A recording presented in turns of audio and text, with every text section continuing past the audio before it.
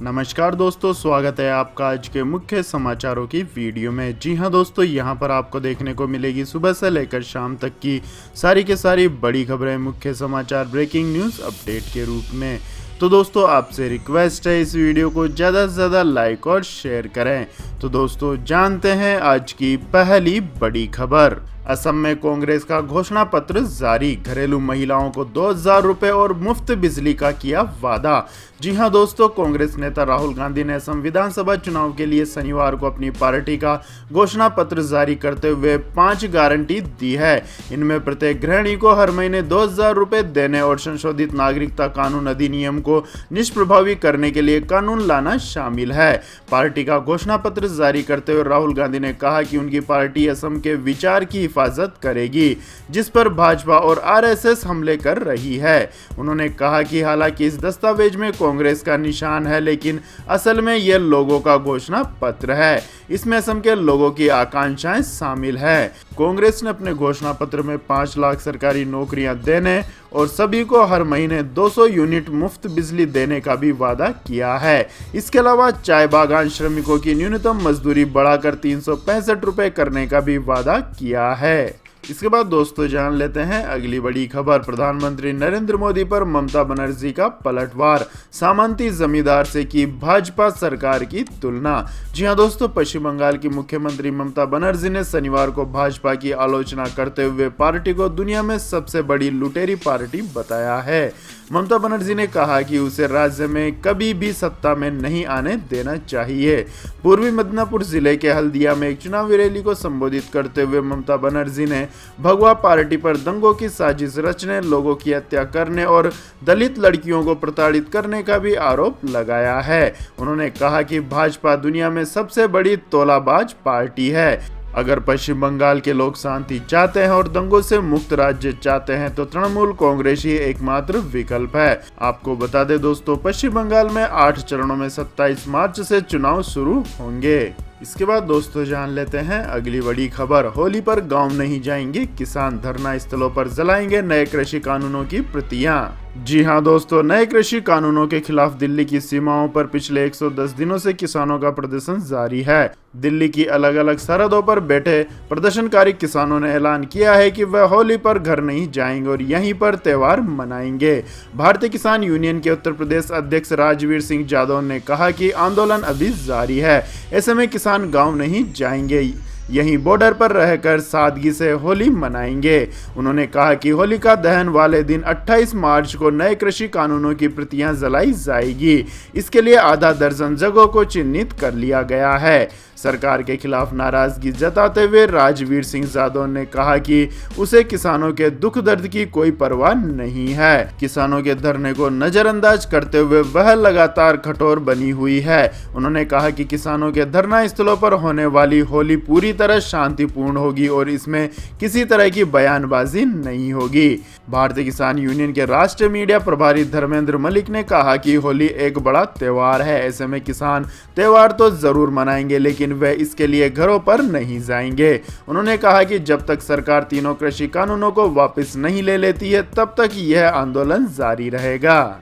इसके बाद दोस्तों जान लेते हैं अगली बड़ी खबर। डोर स्टेप राशन योजना पर केजरीवाल का केंद्र को ऑफर, कहा काम हमारा क्रेडिट तुम्हारा। जी हां दोस्तों, अरविंद केजरीवाल सरकार की मुख्यमंत्री घर घर राशन योजना पर रोक का मामला बढ़ता ही जा रहा है। मुख्यमंत्री घर घर राशन योजना 25 मार्च से शुरू होनी थी। दिल्ली के मुख्यमंत्री अरविंद केजरीवाल का कहना है कि हमारे पास केंद्र सरकार की तरफ से एक चिट्ठी आई है कि ये योजना लागू नहीं कर सकते क्योंकि योजना का नाम मुख्यमंत्री था। तो आज हमने इस पर बैठक की और अब इस योजना का कोई नाम नहीं है, हमें कोई क्रेडिट नहीं चाहिए। दिल्ली के मुख्यमंत्री अरविंद केजरीवाल ने कहा कि केंद्र सरकार को राशन योजना के नाम से तकलीफ थी, लेकिन हम योजना क्रेडिट लेने के लिए नहीं लाए हैं। दिल्ली सरकार का सिद्धांत है कि काम हमारा क्रेडिट तुम्हारा। अब हमारा निर्णय है कि इस योजना का कोई नाम नहीं होगा, केंद्र सरकार की सभी शर्तें मंजूर होगी। उम्मीद है कि अब केंद्र सरकार कोई अड़चन नहीं लाएगी। केजरीवाल ने कहा है कि अब मुझे लगता है कि केंद्र की जो आपत्ति थी वो दूर हो गई होगी और अब वो हमें इसके लिए परमिशन दे देंगे। इसके बाद दोस्तों जान लेते हैं अगली बड़ी खबर। कोरोना वायरस ने बढ़ाई पाबंदियां, कई शहरों में लॉकडाउन, स्कूल कॉलेज भी हुए बंद। जी हां दोस्तों, करीब 110 दिन कोरोना के मामले में कमी होने के बाद अब फिर से मामलों में तेजी से बढ़ोतरी हो रही है। शुक्रवार को देश में कोरोना के करीब 40,000 नए मामले सामने आए हैं, जिसने सरकार को टेंशन में डाल दिया है। हालात से निपटने के लिए राज्य सरकारों ने अब प्रभावित इलाकों में लॉकडाउन और दूसरी पाबंदियां लगानी शुरू कर दी है। केंद्रीय स्वास्थ्य मंत्रालय के मुताबिक शुक्रवार को देश में कोरोना के 39,726 नए मामले सामने आए। इस साल एक दिन में सामने आए कोरोना मरीजों की यह अधिकतम संख्या है। इसके साथ ही देश में कोरोना के केसों की संख्या बढ़कर 1,15,14,331 पर पहुंच गई है। मंत्रालय के मुताबिक इससे पहले पिछले साल 29 नवंबर को 41,000 नए मामले सामने आए थे। इसके बाद से नए मरीजों की संख्या लगातार घटती ही जा रही थी, लेकिन अब पिछले 9 दिनों से फिर से कोरोना के मामलों में बढ़ोतरी होने लगी है। मंत्रालय का कहना है कि देश के 8 राज्यों महाराष्ट्र, तमिलनाडु, पंजाब, मध्य प्रदेश, दिल्ली, गुजरात, कर्नाटक और हरियाणा में नए मामलों की संख्या में फिर से वृद्धि देखी जा रही है। केंद्र सरकार ने कोरोना पर काबू पाने के लिए राज्यों को टेस्ट, ट्रैक और ट्रीट की रणनीति अपनाने की सलाह दी है। देश में पिछले 24 घंटों में कोरोना महामारी के 40,000 से अधिक नए मामले आने के बाद कुल पॉजिटिवों की संख्या 1.15 करोड़ हो गई है और अब तक 1,59,558 लोगों की जान जा चुकी है। इसके बाद दोस्तों जान लेते हैं अगली बड़ी खबर। महाराष्ट्र के गृह मंत्री पर पूर्व commissioner of police Paramvir Singh का बड़ा आरोप, कहा हर महीने मांगते थे 100 करोड़ रुपए। जी हां दोस्तों, महाराष्ट्र में एंटीलिया केस और मनसुख हिरेन की मौत के मामले ने सूबे का सियासी पारा एक बार फिर गरमा दिया है। इस बीच मुंबई के पूर्व पुलिस कमिश्नर परमवीर सिंह ने महाराष्ट्र के गृह मंत्री अनिल देशमुख पर गंभीर आरोप लगाए हैं। परमवीर सिंह ने महाराष्ट्र के मुख्यमंत्री उद्धव ठाकरे को एक पत्र लिखा है, जिसमें कहा गया है कि अनिल देशमुख हर महीने 100 करोड़ रुपए मांगते थे। पत्र में उन्होंने यह भी लिखा है कि सचिन वजे को अनिल देशमुख ने ही आदेश दिया था। परमवीर सिंह ने सीएम उद्धव ठाकरे को लिखे पत्र में कहा कि सचिन वजे को अनिल देशमुख ने वसूली करने को कहा था। सचिन वजे ने खुद मुझे इस बारे में बताया था। परमवीर सिंह ने आरोप लगाया है कि अनिल देशमुख ने सचिन वजे को कई बार उनके सरकारी आवास पर बुलाया था और हर महीने 100 करोड़ रुपए की वसूली का टारगेट दिया था। आरोपों के मुताबिक देशमुख ने वजह से यह भी कहा था कि मुंबई में 1750 बार और रेस्टोरेंट हैं। हर एक से 2-3 लाख रुपए महीना वसूला जाए तो 50 करोड़ बनते हैं। बाकी रकम अन्य जगह यानी सोर्स से वसूली जा सकती है। आपको बता दें दोस्तों, ताजा घटनाक्रम के बीच सूबे के पूर्व मुख्यमंत्री देवेंद्र फडणवीस ने इस पूरे घटनाक्रम को लेकर अनिल देशमुख के इस्तीफे की मांग की है। फडणवीस ने कहा है कि महाराष्ट्र में शायद ये पहला ऐसा मामला है जब किसी बड़े पुलिस अधिकारी ने इतने गंभीर आरोप लगाते हुए सीएम को पत्र लिखा हो। ऐसे में परमवीर सिंह के ये खुलासे जिलेटिन की छड़ों से भी ज्यादा विस्फोटक है, इसलिए फौरन देशमुख को पद से हटाने के साथ पूरे मामले की निष्पक्ष जांच होनी चाहिए। इसके बाद दोस्तों जान लेते हैं अगली बड़ी खबर। नीतीश कुमार ने कहा बिहार में जारी रहेगी बच्चों की पढ़ाई, नहीं बंद होंगे स्कूल, बाहर से आने वालों की होगी कोरोना जांच। जी हां दोस्तों, बिहार में भी स्कूल खुले रहेंगे और बच्चों की पढ़ाई जारी रहेगी। मुख्यमंत्री नीतीश कुमार ने शनिवार को कहा कि राज्य में कोरोना की अभी वैसी स्थिति नहीं है कि स्कूलों को बंद किया जाए। उन्होंने निर्देश दिया है कि स्कूलों में सभी जन सुविधाओं का ख्याल रखा जाए और एहतियातन बरती जाए। लोगों को कोरोना संक्रमण के प्रति सचेत रहने की जरूरत है। सभी लोग कोरोना गाइडलाइंस का पालन करें एवं मास्क का प्रयोग आवश्यक है। मुख्यमंत्री ने शनिवार को एक अणे मार्ग में कोरोना संक्रमण को लेकर उच्च स्तरीय समीक्षा बैठक की और वीडियो कॉन्फ्रेंसिंग के जरिए सभी डीएम से संबंधित जानकारी ली। 3 घंटे से अधिक चली बैठक में उन्होंने अद्यतन जानकारी ली और कई निर्देश पदाधिकारियों को दिए। इसके बाद दोस्तों जान लेते हैं अगली बड़ी खबर। लेकिन दोस्तों अगली खबर जानने से पहले आप लोगों से गुजारिश है कि इस वीडियो में दिखाई गई खबरें अगर आपको पसंद आई हो तो इस वीडियो को लाइक करें, शेयर करें और हमारे चैनल को सब्सक्राइब करें। तो दोस्तों जान लेते हैं अगली बड़ी खबर। चीनी वैक्सीन लगवाने के 2 दिन बाद पाकिस्तान प्रधानमंत्री पॉजिटिव, प्रधानमंत्री मोदी ने जल्द ठीक होने की कामना। जी हां दोस्तों, पाकिस्तान के प्रधानमंत्री इमरान खान की कोरोना रिपोर्ट शनिवार को पॉजिटिव आई है। वह घर पर ही सेल्फ आइसोलेशन में है। पाकिस्तान के स्वास्थ्य मंत्री फैजल सुल्तान ने सोशल मीडिया पर यह जानकारी दी। इसके बाद भारत के प्रधानमंत्री नरेंद्र मोदी ने सोशल मीडिया के जरिए इमरान खान के जल्द स्वास्थ्य होने की कामना की है। इमरान खान ने 18 मार्च को ही चीन की कोरोना वैक्सीन सिनोफार्मा की पहली डोज लगवाई थी। पाकिस्तान में फिलहाल यही एक वैक्सीन उपलब्ध है, जिसके 5 लाख डोज चीन ने उसे डोनेट किए थे। इसके बाद दोस्तों जान लेते हैं अगली बड़ी खबर। नस्लवाद पर संयुक्त राष्ट्र में भिड़े अमेरिका, चीन एक दूसरे पर लगाए गंभीर आरोप। जी हां दोस्तों, अमेरिका ने चीन पर उइगर मुसलमान तथा अन्य अल्पसंख्यकों के खिलाफ जनसंहार और मानवता के विरुद्ध अपराध करने का आरोप लगाया है।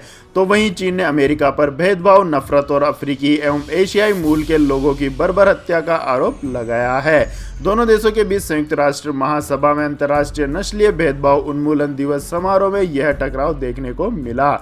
यह आरोप प्रत्यारोप ऐसे समय में सामने आए हैं जब अमेरिकी राष्ट्रपति जो बाइडेन के पदभार संभालने के बाद अमेरिका तथा चीन के शीर्ष राजनयिकों ने अलास्का में आमने सामने की पहली बैठक पूरी की है। बैठक में अमेरिका के विदेश मंत्री एंटनी ब्लिंकन और चीन के विदेश मंत्री यांग ई ने एक दूसरे के प्रति तथा दुनिया को लेकर बिल्कुल विरोधाभासी विचार रखे हैं। अमेरिकी राजदूत थॉमस ग्रीनफील्ड ने अमेरिकी इतिहास के बारे में असामान्य रूप से बात करते हुए कहा कि दास्तां अमेरिका का असली पाप है। उसने हमारे संस्थापक दस्तावेजों और सिद्धांतों में श्वेत वर्चस्व तथा अश्वेत लोगों के प्रति हीन भावना डाली है। उन्होंने कहा कि दास्तां दुनिया के हर कोने में मौजूद है और दुखद है कि यह आज भी है। इसी तरह नस्लवाद भी आज एक चुनौती है। इसके बाद दोस्तों जान लेते हैं अगली बड़ी खबर। फिर से दुनिया का सबसे खुशहाल देश बना फिनलैंड। जाने भारत का कौन सा है नंबर। जी हां दोस्तों, बीते साल कोरोना महामारी ने दुनिया भर में जमकर तबाही मचाई। इस बीमारी के चलते अब तक लाखों लोग जान गंवा चुके हैं। इस बीच एक ऐसी रिपोर्ट आई है जिससे पता चलता है कि कोरोना संकट के दौरान भी फिनलैंड के लोग सबसे अधिक खुश रहे हैं। यूनाइटेड नेशंस की ओर से जारी वर्ल्ड हैप्पीनेस रिपोर्ट में फिनलैंड लगातार चौथे साल दुनिया का सबसे खुशहाल देश बन गया है। 149 देशों की इस लिस्ट में भारत 139वें स्थान पर है, जबकि साल 2019 में भारत 140वें पायदान पर था। आपकी जानकारी के लिए बता दें दोस्तों, वर्ल्ड हैप्पीनेस रिपोर्ट 2021 को यूनाइटेड नेशंस स्थायी विकास उपाय नेटवर्क ने जारी किया है। इसमें कोविड-19 और लोगों पर पड़ने वाले उसके असर को केंद्र में रखा गया है। एक बयान में कहा गया है कि स्टडी के दौरान भारत के लोगों से आमने सामने और फोन पर बातचीत की गई। हालांकि फोन के मुकाबले आमने सामने बैठकर जवाब देने वालों की संख्या कम थी। आपको बता दें दोस्तों, फिनलैंड के बाद Ireland, Denmark, Switzerland, Netherlands, Sweden, Germany और नॉर्वे का स्थान है। रिपोर्ट के मुताबिक पाकिस्तान 105वें नंबर पर है, जबकि बांग्लादेश और चीन क्रम से 101वें और 84वें स्थान पर हैं। इसके बाद दोस्तों जान लेते हैं अगली बड़ी खबर। बांग्लादेश में हिंदुओं के गांव पर हजारों की भीड़ ने किया हमला। सोशल मीडिया पोस्ट से नाराज होकर दर्जनों घरों में लूटपाट तोड़फोड़। जी हां दोस्तों, बांग्लादेश में अल्पसंख्यक समुदाय के एक युवक द्वारा कथित तौर पर सोशल मीडिया पर पोस्ट लिखने के बाद एक इस्लामिक समूह के हजारों समर्थकों ने देश के पूर्वोत्तर में स्थित सिलहट डिवीजन में हिंदुओं के 70 से 80 घरों पर हमला किया और उन्हें क्षतिग्रस्त कर दिया। मीडिया में शुक्रवार को खबरों में यह जानकारी सामने आई है। ढाका ट्रिब्यूनल अखबार के मुताबिक हिफाजत इस्लाम के नेता मामूनुल हक के हजारों अनुयायियों ने सिलहट डिवीजन के सुनामगंज जिले के सल्ला उप जिले में एक हिंदू गांव पर हमला किया है। खबर के अनुसार पुलिस ने बताया है कि काशीपुर, नाचनी, चांदीपुर और कुछ अन्य मुस्लिम बहुल गांवों से हक के समर्थक हैं।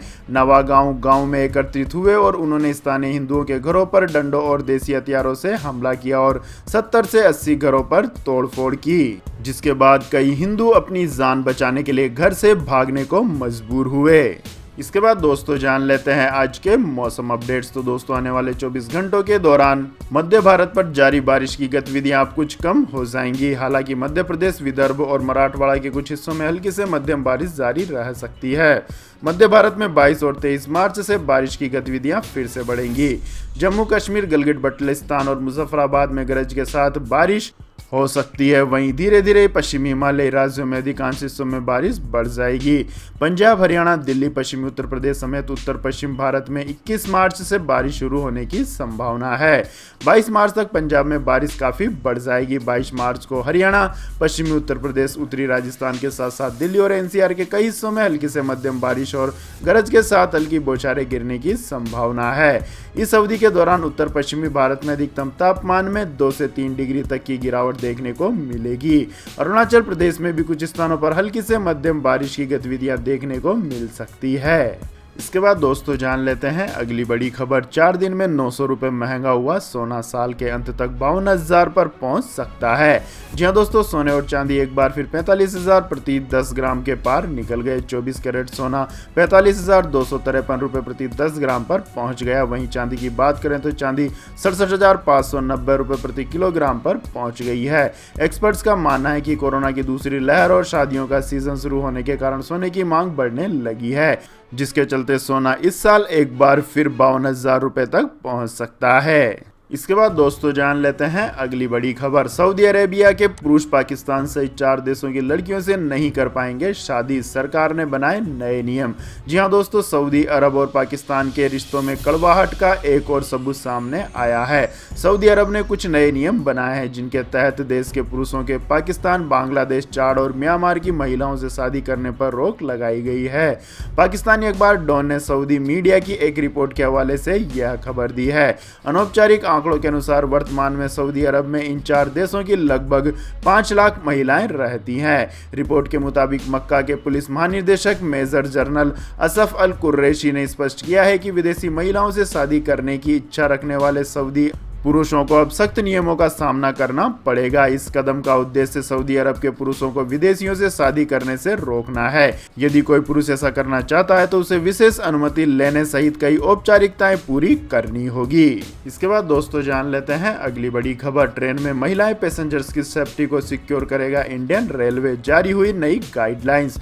जी हां दोस्तों, ट्रेनों में महिला पैसेंजर्स की सुरक्षा को ध्यान में रखते हुए भारतीय रेलवे ने शनिवार को कहा कि उसने ट्रेनों और रेलवे परिसर में महिलाओं के खिलाफ अपराध को रोकने के लिए सभी जोनल रेलवे को नई गाइडलाइंस जारी किए हैं। रेलवे मंत्रालय के एक प्रवक्ता ने कहा है कि लगभग 2.3 करोड़ पैसेंजर्स हर रोज भारतीय रेलवे से सफर करते हैं, जिनमें से 20% महिलाएं हैं। उन्होंने कहा कि हाल ही के दिनों में ट्रेनों और रेलवे परिसरों में महिलाओं के खिलाफ अपराध की घटनाएं चिंता का सबब रही है। खबर के मुताबिक अधिकारियों ने कहा है कि रेलवे ने महिला पैसेंजर्स की सुरक्षा के लिए कुछ उपाय करने और रेलवे में महिलाओं के खिलाफ अत्याचार को कम करने का फैसला किया है, जिसके तहत रेलवे ने ट्रेनों में और रेलवे परिसर में महिलाओं के खिलाफ अपराध की घटनाओं को रोकने के लिए सभी जोनल रेलवे और प्रोडक्शन यूनिट को दिशा निर्देश जारी किए हैं।